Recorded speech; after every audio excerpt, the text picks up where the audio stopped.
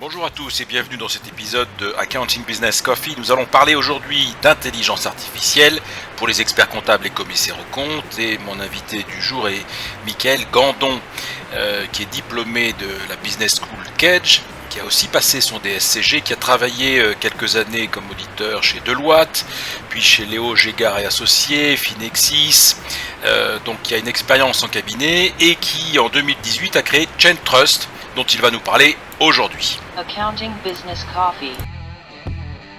Bonjour Michael. Bonjour. Bienvenue dans Accounting Business Coffee. Merci de partager ce moment avec nous. Bonjour à tous. Alors, c'est intéressant qu'on se rencontre parce que tu as un parcours un petit peu atypique. Tu arbores un t-shirt qui pourrait nous induire en erreur. Est-ce que, dans un premier temps, tu peux présenter un peu ton parcours, qui tu es ? Voilà, bonjour à tous. Ah oui, alors mon t-shirt, c'est parce qu'il n'y avait plus que ça au propre. Je n'ai pas fait Polytechnique, mais on a été à Cuba à Polytechnique, donc on a fait une réserve de t-shirts. Voilà. Alors moi, je m'appelle Michael, je viens de la comptabilité et de l'expertise comptable.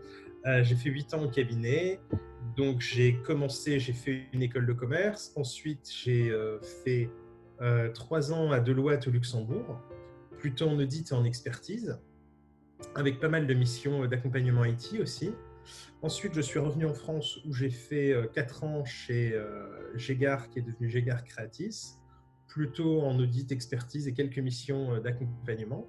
Et ensuite, j'ai fait 1 an dans un cabinet plutôt en litigation pour faire de la requêtage de bases de données SQL qui s'appelle donc Finexis. Voilà. Et ensuite, après ce parcours donc très comptable, avec 2 amis, on a décidé de créer ChainTrust, qui est un outil de production comptable, de pré-prod comptable, donc d'automatisation de saisie comptable. Donc on dépose des factures d'achat et de vente et on fait la compta de ces factures d'achat et de vente. Pour une raison simple, c'est parce que durant mon parcours, je n'avais pas trouvé d'outil qui me permettait de faire ça facilement. Donc comme il y avait un marché qui avait des besoins et puis moi, quand j'avais fait mes années d'expérience, je n'avais pas forcément trouvé cet outil, et du coup, on a décidé de le créer. Et donc, on a créé ça. Bien servi que par soi-même, tu as raison. Voilà, c'est ça. On a créé ça en été 2018. Voilà.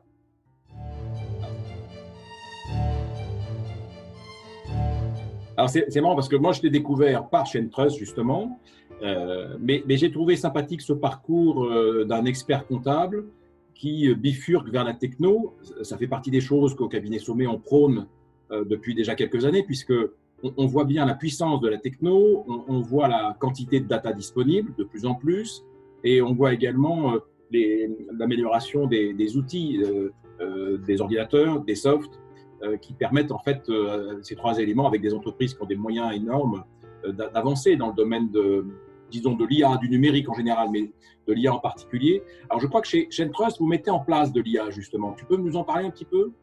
Exactement. Donc moi, je reprends juste un élément. Je ne suis pas expert comptable, donc j'ai mon DSCG. Oui. J'ai passé mon DEC, mais j'ai loupé malheureusement mon UE3, en partie parce que je montais ChainTrust à côté. Du coup, je l'ai peut-être pas suffisamment préparé. Les nuits étaient courtes. Par contre, en effet, je maîtrise bien cette profession. L'IA, donc en fait, nous, ce qu'on fait chez ChainTrust, c'est on se vend comme un OCR. Quand on discute avec les gens, on dit qu'on a un OCR. Dans la vérité, nous, on est 90% d'IA. C'est-à-dire que sur ChainTrust, on va comptabiliser vos factures d'achat, vos factures de vente. Je rentre dans la technicité comptable 2 minutes parce que c'est un peu important. Bien sûr. Donc, on va voir une facture métro. On va mettre, par exemple, on va mettre les bons 607 en fonction des 607 qu'on a vus dans le FEC N-1. Mais on va encore plus loin. Si jamais on voit que c'est un cabinet d'avocats et qu'il est allé chez Auchan, on va comprendre que c'est plus des frais de mission et que ce n'est pas forcément de la matière première. Donc, on va comprendre quel compte utiliser. Et pour ça, on va utiliser à la fois le code APE de la société, quand vous créez votre société, mais surtout le FEC, de N ou de N-1.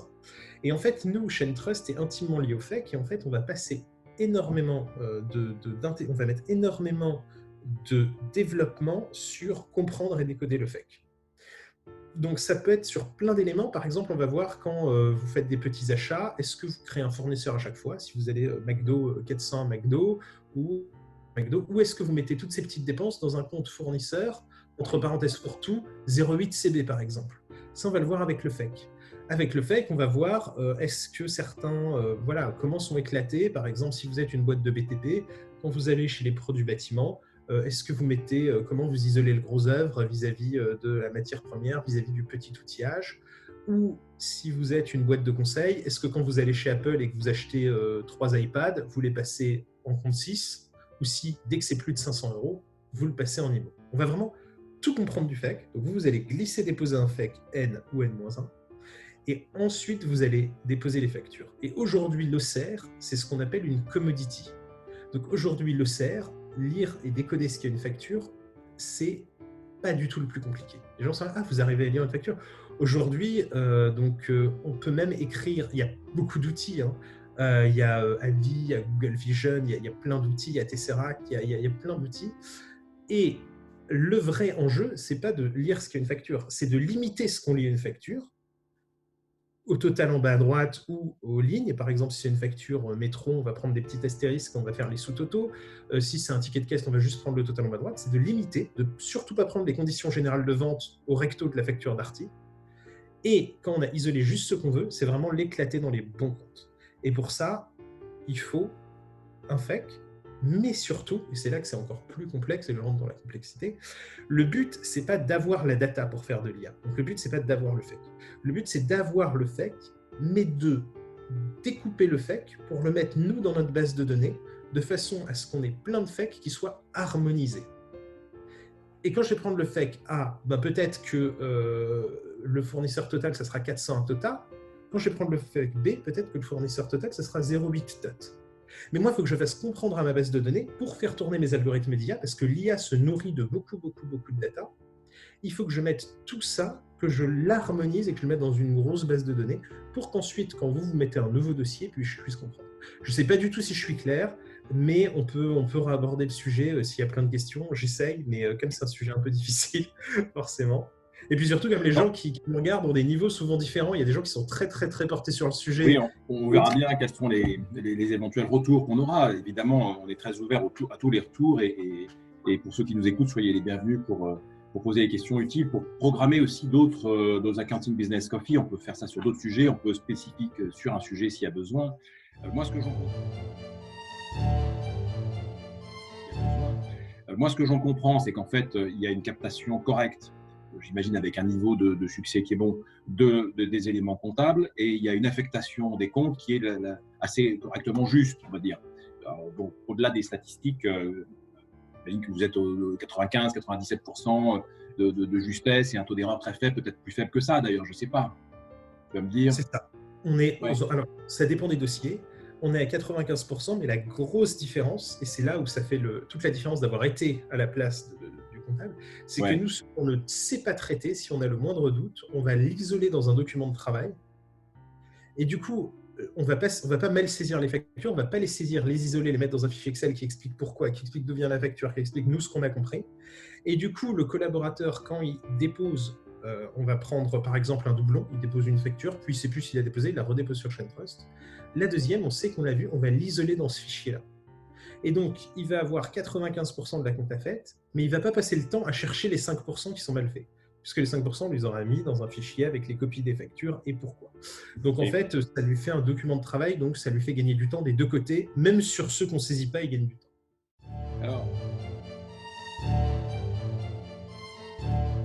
c'était simplement l'exploitation intelligente des données, c'est-à-dire, tu citais l'exemple de l'avocat, lui faire des recommandations compte tenu de ce que tu lis dans la comptabilité et eu égard à ce que vous connaissez en fait de tous les avocats que vous pouvez avoir en compta, en disant tiens, vous avez je sais pas, une masse salariale qui est 20% au-dessus de la moyenne, par exemple.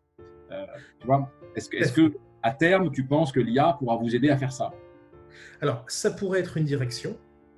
Là, la direction qu'on donne à ChainTrust, c'est pas tout à fait celle-là.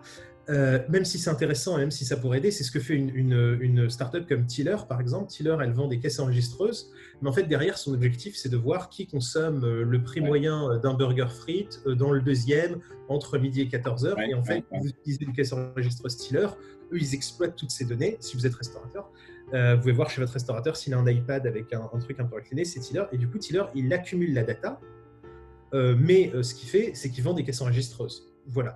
Nous, on n'a pas cette vision. Notre objectif, c'est pas tout à fait ça. Notre objectif, nous, c'est vraiment d'automatiser tout ce qui relie la saisie comptable. Et donc là, on est plus sur notre nouvelle brique qui est le lettrage, l'import de la banque et le lettrage. Donc nous, c'est vraiment automatiser tous les travaux redondants qui aujourd'hui font que les experts passent beaucoup de temps sur ces travaux et ont aussi des démissions de collaborateurs. Donc nous, on va continuer à aller sur des factures de plus en plus compliquées. Aujourd'hui, on gère l'autoliquidation TVA, on gère les consignes des consignes. Demain, on gérera l'autoliquidation BTP. Aujourd'hui, on commence à avoir nos imports de banque. Ensuite, on va mettre en place le lettrage pour fonction de la banque lettrée. Et c'est vraiment continuer sur cette lignée de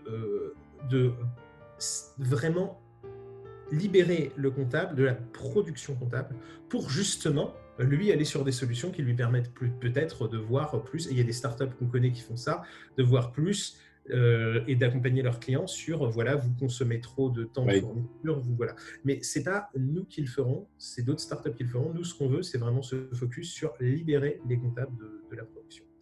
Et pourquoi en fait on veut ça? Parce qu'en fait, il y a un autre problème auquel on répond, qui est aujourd'hui le problème du recrutement.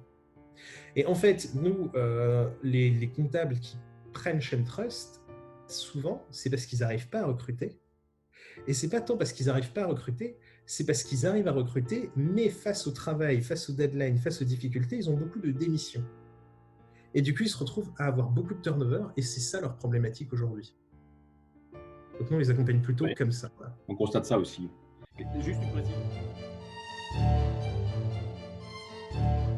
Juste une précision, qu'est-ce que tu appelles le lettrage? Alors, le lettrage, c'est par exemple, dans mon compte bancaire, je vois que j'ai reçu 20 €.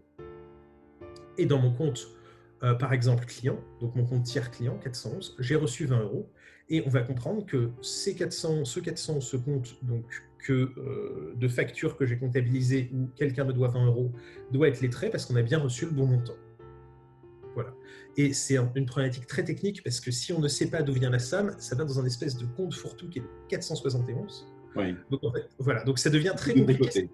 C'est très deep tech le lettrage et on passe des nuits, on passe des nuits blanches dessus. Extra. Ça fait 6 mois qu'on est dessus et il y a des enjeux tech, il y a des enjeux logiques, il y a des enjeux de data.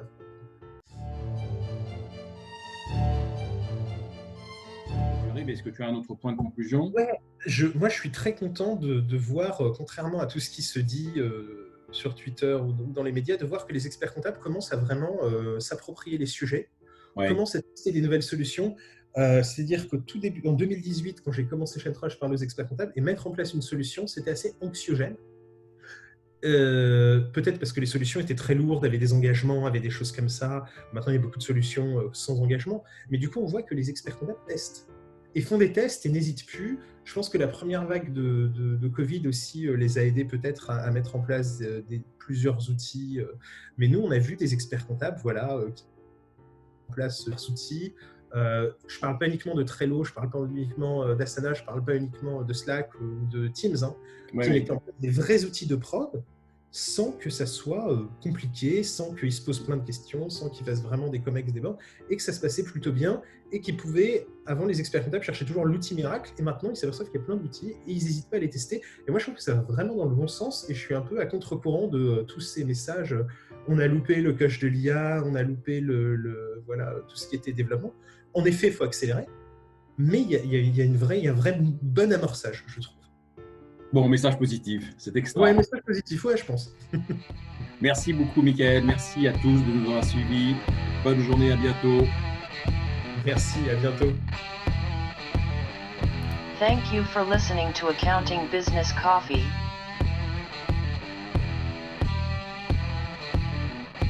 Stay tuned for the next episode.